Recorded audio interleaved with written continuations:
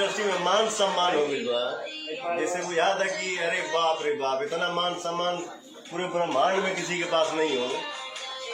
हम तो जवाब न दिए हैं, न कभी देंगे। बात तो हमारे लेवल का ही नहीं है कि हम हाँ, लेकिन मैं सबसे छोटा हूँ। क्या है ना कि भैया काफी लोग बहुत बोलते हैं, लेकिन भैया बोलते नहीं है भैया। ये है काम नहीं करेंगे। अरे यार, काम करने के तो लग रहा है कि मैं भूखासल बनी। हम काम करब तबे जियब भैया।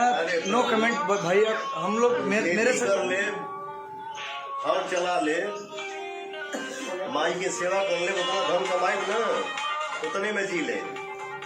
हमरो नाम ना चाहिए, जितना नाम है मेरा ऑडियंस जितना प्यार दिया है पूरे वर्ल्ड में पता नहीं क्या घूमता है।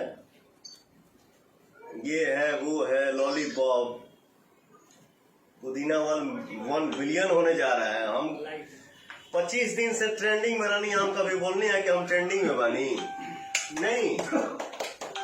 कोई नहीं। मेरा भगवान जो है वो बोलते हैं कि हाँ भाई मेरा ट्रेंडिंग में है, मेरा बाबू ट्रेंडिंग में है।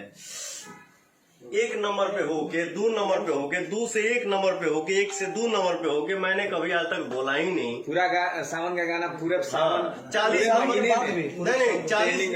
नंबर पे आ गया।